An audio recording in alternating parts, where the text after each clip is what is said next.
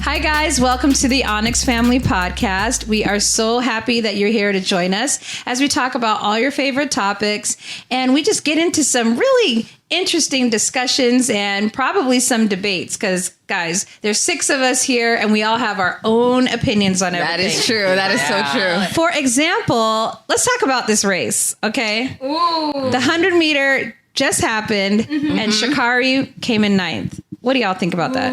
Wait, who came in first? Elaine Thompson. Elaine Thompson? Is she like a famous sprinter? She is the fastest woman right now on the planet. Really? And she's from Jamaica. Hey. Okay. So, yeah, Mirthell is Jamaican Canadian, really, right? My parents are both from Jamaica. Right. Irish. Which means this family is like half Jamaican, half American. Yep. Although my grandmother's family is from Jamaica, so woo! I claim it. Oh, so no? Can I? On one side. On one side? Yeah, that's true. Other side, African American. My other side is from North Carolina. Right. Anyways, guys, first of all, I commend all the racers. Yeah. All of them. I mean, even Sha'carri. Sha'carri she did really, really well. Yeah. What I think a lot of people were surprised with was her confidence, even after the race, even after losing. Right. I know. Did you see her interview after? Like, she was just like, yeah, I'm going to get ready for the next race. And I was like, whoa, okay. No, I like that. Also, I heard that even her being in 9th would have, in a different race, she would have made 2nd. Like, that would have been a second best still. Wow. She is, let's put this into context before we get into the topic. She is the 6th fastest time ever in the world. Yeah. The 6th fastest time. That is huge. And right now, presently, I think she is the 3rd fastest alive. So even though she came in 9th in this race, if you took her best time, she comes in 3rd. Whoa. In the people that are alive presently right now. alive. Yeah. Wait. Not alive, but I'm are not competing. sure about the math with competing. that. How would she be 3rd in the live when 8 other people were faster than her? They were only faster than her in this race. Got it. Right. So if you, let's just say you cramp up and you have a cramp on one of your races and you come in last, that doesn't mean that you're not faster than the other people that had a good day. Right. I mean, that's true. He's speaking facts. Yeah, exactly. Perspective. Sha'carri is super fast and she is dangerous. Okay, let me tell you how you guys know that he's Jamaican. He will not say Sha'carri's name the same way twice. That's fact. It's Sha'carri, it's Sha'carria. He said it several times in different ways. Well, that's how we do it.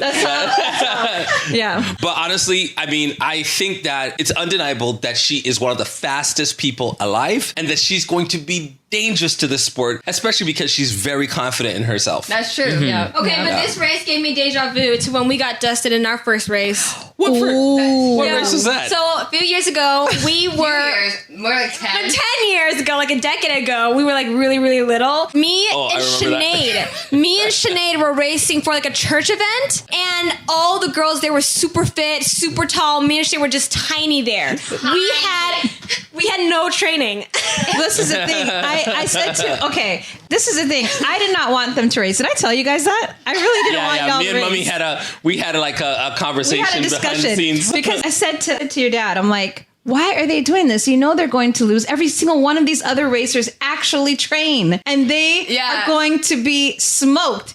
And you guys, it was, I just felt so bad. No, but here's the thing. Terrible. When you're younger, you don't even realize this. You just want to have fun. It's like me. When I wanted to go on a roller coaster, I wasn't scared at the time when I was younger because I was like, yeah, it's just a roller coaster. It's supposed to be fun. I don't associate it with fear. With you guys running, I was admiring you guys, just going up to the race and just. You told me that you were afraid to lose. That's why you didn't come with us. No, I just knew I was going to be wiped. To jump in the water and she didn't know how to swim and was just like.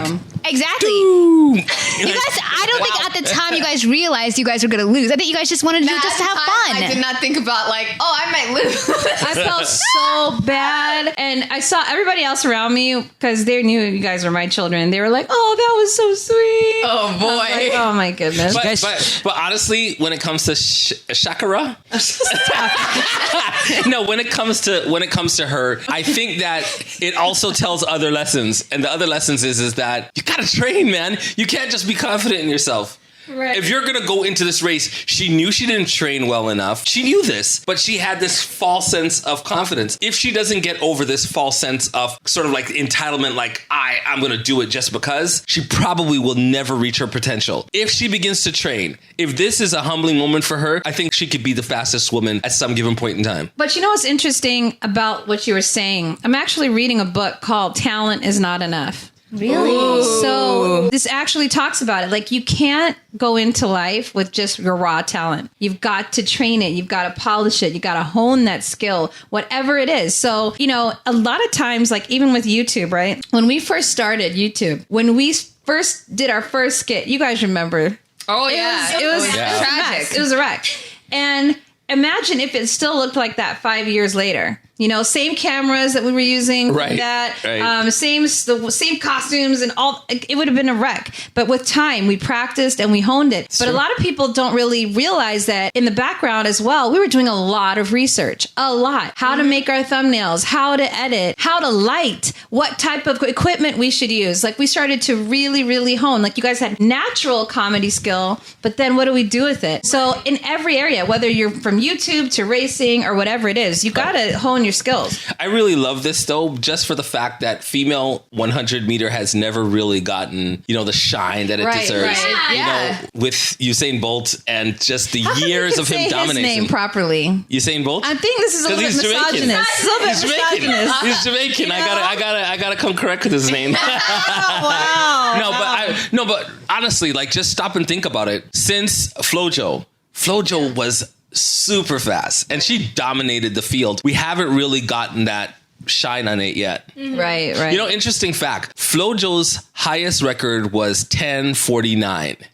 Whoa. And only recently I learned this, that she actually, it's in question, the 10:49. Wait, why? So Elaine just ran 10:54, which is just like 5 milliseconds less than her. And they're saying that she potentially could be the fastest woman, Elaine Thompson-Herah. And the reason why is because when Flojo ran the race, you're allowed a win factor of 2, no more than 2. And on that day, the win factor was showing 0, meaning that usually that's never happens. It's either -1 or it's +1 to up to 2 or whatever. And so they're thinking that the machine was not working at that time. What? And so it doesn't show, it could have been over 2. And if it was over 2, then it wouldn't have qualified. So basically they have a machine that calculates the wind factor on that day. It's usually never 0. So they're thinking that it was malfunctioning that day, which means that it could have been over 2. And then that would have facilitated her actually running that fast. I still don't think it, like, we can't go back in time. So I think that they shouldn't take that away from Flojo. I don't think so either. Keep training and training and training. Someone just got to beat it. Exactly. Someone just got to beat it. I think that she was amazing. She has enough time recorded to show that she was super fast in her time. I mean, we're just breaking some of her other records just now. So she clearly was the fastest woman. But Elaine Thompson-Herah, it was 0.09, meaning that it was less than a 1 factor, and she just came within 0.5. Wow. So she's clearly fast. Amazing. So do you guys agree that it is because of, well, someone tweeted it was because they eat more natural in Jamaica. Do you think that was a reason why they're like the fastest? They're just dominating the sport? I feel like it's mostly their motivation. But maybe it's, you know, their diet, their healthy diet. You eat a lot of pizza and you have motivation. I mean, I just think all trainers have a strict diet. I don't think it's just Jamaicans. I think Americans have their own, you know, strict diet as well. I think it's different, but, you know, I just think Jamaicans are a little bit more nutrition, you know, and have more nutritious, you know, meals. Well, yeah. I mean, ever since I met your dad, he's introduced me to some food that I've never eaten. Right. Like yam, dasheen. I mean, rice and peas every day. Right.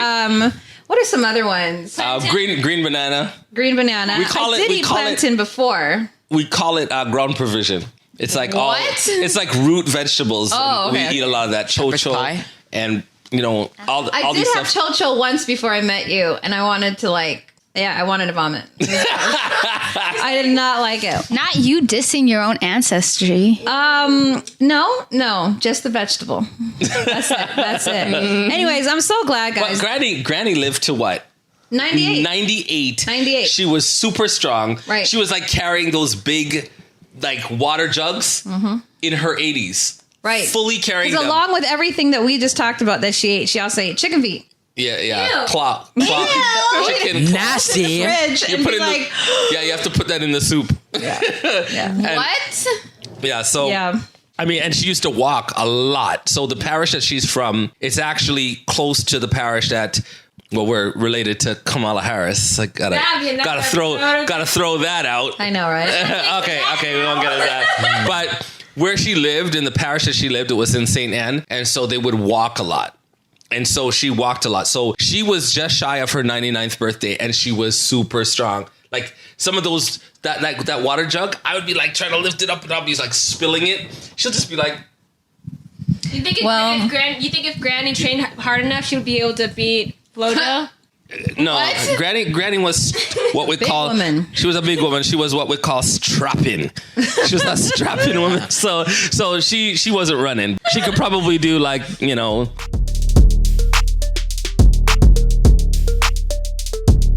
I feel like every other culture in the world walks more than probably Americans. Probably. And probably, I mean, for me, being from LA, we drive everywhere. Well, it would be pretty far of a walk if you were walking everywhere, you know? Yes, that's true. You gotta hike up those mountains. That's true. Hiking is a big thing out there. I don't know. I think for me, I like the car culture. Just give me a nice parking space. Anyway, I'm just glad, guys, that we got to watch. Like, it was history. I mean, It didn't like break, let's say, Flojo's record, but still, it was amazing to even see that.